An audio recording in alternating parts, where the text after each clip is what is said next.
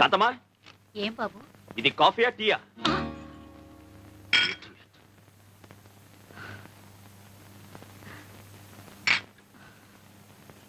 ఏమిటి ఉత్తరం? సాంబయ్యని డబ్బు పంపించమని రాసావా? అసలు అతను అడగాల్సిన అవసరం ఏమొచ్చింది? ఏంటి, నేనేదో అతను దోచేసినట్టు మాట్లాడుతున్నా? ఆఫ్టర్ ఆల్ 50,000 వ్యాపారం పెట్టుకోవాలనుకున్నాను, అడిగాను. ఎవరికి ఆఫ్టర్ ఆల్? నీకా సాంబయ్యకా? సాంబయ్యకే. లక్షలకు లక్షలు సంపాదిస్తున్నాడు. 50,000 ఆఫ్టర్ ఆల్ నథింగ్. ఎడం చేత్తో పారేయచ్చు. అలా అనుకుని పారేయటానికి అతనికి ఏమిటి అవసరం? నీతో అతనికి ఏ బంధం ఉందని పారేయాలి, ఏ బాధ్యత ఉందని పారేయాలి? రా. అతనికి ఆ డబ్బు తేరగా రాలేదు భాస్కర్, కష్టపడితే వచ్చింది. నాకతనే తేరగా ఇవ్వక్కర్లేదు, అప్పుగా ఇస్తే చాలు. 6 నెలల్లో కష్టపడి తీర్చి పారేస్తా. కష్టమా? నువ్వా? 6 ఏళ్లుగా కష్టపడి నువ్వెంత సంపాదించావు భాస్కర్? ఆహా, నువ్వేదో ఉద్యోగం చేస్తున్నావనా? నా సంపాదన గురించి, నా సామర్థ్యం గురించి అడుగుతున్నా? నేను అడిగేది నీ ఒక్క సంపాదన గురించే కాదు, నిలకడలేని నీ మాట గురించి, కుదురులేని నీ బ్రతుకు గురించి. Shut up. Why should I? This is the truth. 7 ఏళ్లుగా 6 కంపెనీలు మారావు. కుదురుగా ఒక్క చోట ఉన్నావా? పట్టుమని 10 నెలలు పనిచేసావా? ఎందుకని వాళ్ళు నిన్ను భరించలేక తీసి పారేశారు? ఎందుకని తరివేశారు? Stop it.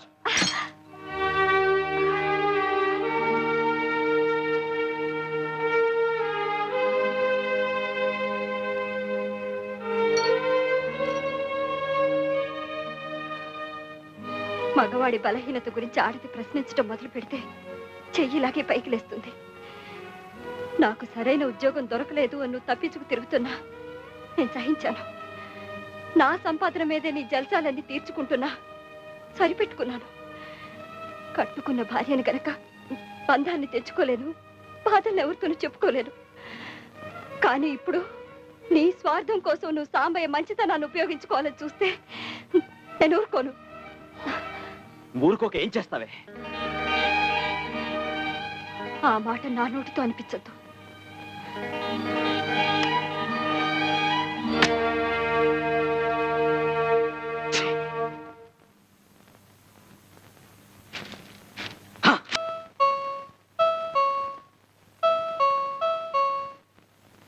అయ్యగారేమోనమ్మా. అయితే ఏమిటా, వెళ్ళి పని చూసుకో.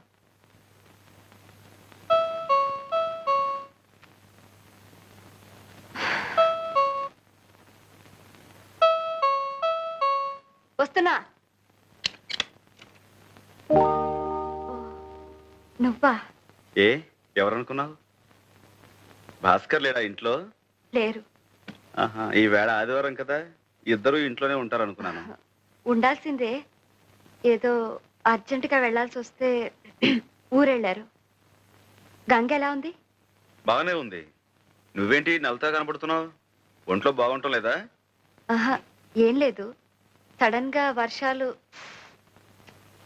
ఎండలు బాగా ముదిరిపోతున్నాయి కదా, కొంచెం వడదెబ్బ తగిలినట్టుంది. అందుకని. బాబు బాగా చదువుకుంటున్నాడా? పర్వాలేదు. భాస్కర్ డబ్బు కావాలని ఉత్తరం రాశాడు, కొంచెం ఆలస్యమైంది. మీరే ఇబ్బంది పడలేదు కదా? అదా, ఇప్పుడు అవసరం లేకుండా పోయిందిలే. ఆయనకి ఏదో సర్దుబాటు అయిపోయింది. నేనే ఈ విషయం నీకు ఉత్తరం కూడా రాద్దాం అనుకుంటున్నాను. నిజం, ప్రామిస్. ఇంక ఈ విషయం గురించి నువ్వేమీ ఆలోచించక్కర్లేదు. కాంతమ్మా, అమ్మా కాఫీ తీసుకురా. నేను ఇప్పుడే స్నానం చేసి వస్తాను.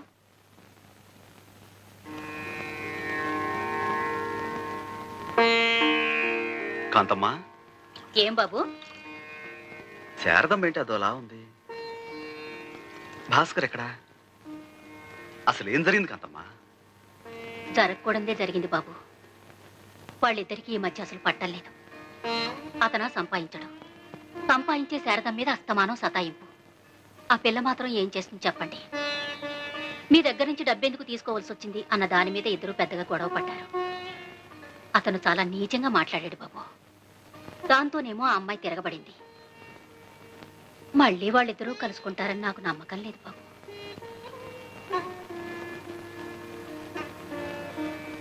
ఈ పూట భోజనంలోకి ఏం చేయించమంటావు? ఏం అక్కర్లేదు, త్వరగా బట్టలు సర్దుకో. నువ్వు నాతో పాటే వచ్చేస్తున్నావు. నేనా? ఇప్పుడెందుకు? ఎందుకో ఏమిటో ఇంటికి వెళ్ళిన తర్వాత చెప్తాను. కాంతమ్మా, బాబు శారదమ్మ గారు బట్టలు సర్దిపెట్టు.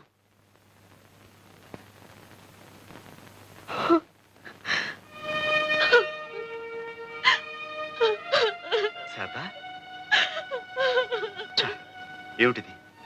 ఇలాంటి చిన్న చిన్న గాలివాన్లు ప్రతి కుటుంబంలోనూ వస్తూనే ఉంటాయి. అంత మాత్రం చేత ఇలా కుంగిపోతావా? ఊరుకో, లే. వద్దు, చదువుకున్న నాళ్ళు నీ మీదే ఆధారపడ్డాను. పెళ్లి కూడా నువ్వే జరిపించావు. ఇంకా ఎంతకాలం మా బరువు బాధ్యతలు నువ్వు మోస్తావు? వద్దు, నా బ్రతుకు నాకు వదిలే, నువ్వేమీ పట్టించుకోవద్దు. శారదా, ఇదిగో చూడు, నువ్వు చెప్పినట్టు నేను వినటానికి ఇంకా చాలా టైం ఉంది. నువ్వు కొడుకులు కోడలతో పెద్దనవైనప్పుడు నువ్వు చెప్పిందల్లా నేను వింటాను. కానీ ఇప్పుడు మాత్రం నేను నీకన్నా పెద్దవాడిని, నేను చెప్పినట్టుగా నువ్వు వినాలి. ఏమిటి? బయలుదేరు. Well done Sharada, well done. మొగుణ్ణి వదిలేసి ఎన్ని బాధలు పడుతున్నావో చూద్దామని వచ్చాను. బాగా హుషారుగానే ఉన్నావే. వాట్ సాంబయ్య గారు, శారద పట్ల ఇంతకాలం సీక్రెట్ గా మీ గుండెల్లో దాచుకున్న మీ లవ్ ఇప్పుడు పబ్లిక్ చేస్తున్నారా? భాస్కర్, ఏమిటా పిచ్చివాగుడు? శారదా, పిచ్చివాగుడా? This is a fact, an open secret. ఇది అందరికీ తెలిసిన భాగవతం. ఈ సాంబయ్య గారు ఆ శారదను పెళ్లి చేసుకోవాలని కలలు కన్నారు. అప్పుడు కుదరలేదు, ఇప్పుడు కుదిరింది. తాళి కట్టకపోయినా తతిమా సరదాలన్నీ ఇలా తీర్చుకుంటున్నారు సార్.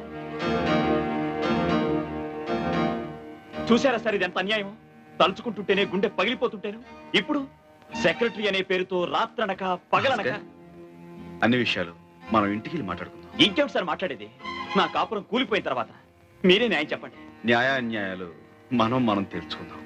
పద.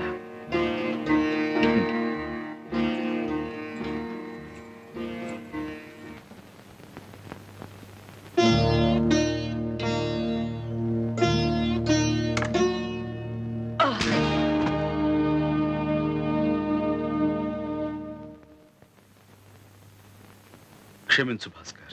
ఎందుకు? నేను తిరిగి కొట్టకుండానా? అంత ధైర్యం నీకే ఉంటే జలగల భారీ సంపాదనకు ఎదురు చూడవు, పేడ పురుగుల పరాయి సొమ్ము కోసం పాకులాడవు, మగాడిలా కష్టపడేవాడివి. మీరిద్దరూ సుఖంగా ఉండాలనేనమ్మా మా తాపత్రయం. అది మీ మంచితనం, కానీ ఆ మంచితనం నోచుకునే అర్హత కూడా మాకుండాలిగా. భాస్కర్, చదువులేని వాడిని, నా మాట నా తీరు కాస్త మోటుగా ఉన్నా నేను నీ మంచి కోరేది. చిన్న గొడవ వస్తే మా కాపురాన్ని శాశ్వతంగా తెగ్గొట్టడమా? ఇక్కడికి తీసుకొచ్చి శారదతో నీ సరదాలు తీర్చుకోవడమా?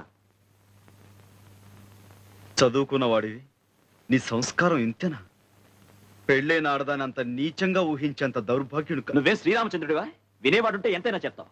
చెల్లెల్లా పెంచానంటావు, కన్న కూతురులా చదివించానంటావు. కాదు, పెళ్ళం అనుకునే పెంచాను, కాబోయే భార్య అనుకుని చదివించాను. తాళి కట్టాలని, తలంబరాలు పొయ్యాలని ఎన్నెన్నో కలలు కన్నాను. కానీ శారద మనసులో నీకు స్థానం ఉందని తెలుసుకున్నాక నా ఆశలు తుడిచేసుకున్నాను, నీకిచ్చి పెళ్లి చేశాను. భాస్కర్, శారద లాంటి భార్య దొరకటం నీ అదృష్టం. ఇంతటి దౌర్భాగ్యునా నేను ప్రేమించి పెళ్లి చేసుకుంది అని శారద మనసు విరిగేలోపే నువ్వు కళ్ళు తెరవటం మంచిది. భాస్కర్, నీకు డబ్బే అవసరం అనుకుంటే దానికింత డొంకతిరుడు అక్కర్లేదు. అందుకు శారద జీవితాన్ని పణంగాను పెట్టిన అవసరం లేదు. నువ్వు కోరకుండానే నా ఆస్తిలో నీకు భాగం ఇస్తాను. శారదా, నీకోసమే. శారదా, ఏంటిది? నీ మనసులో నాకింత పవిత్రమైన స్థానం ఇచ్చినందుకు, మా కాపురం నిలబెట్టడానికి అతన్ని ప్రాధేయపడుతున్నందుకు. పరాయివాడి దగ్గర పడలేదుగా. చూడు, ఎన్ భాస్కర్రావు అనే వ్యక్తికి నా 5 షాపుల్లోనూ 4వ వంతు వాటా ఇస్తున్నట్లుగా అగ్రిమెంట్ తయారు చేయి. అతను అలా కోరాడా?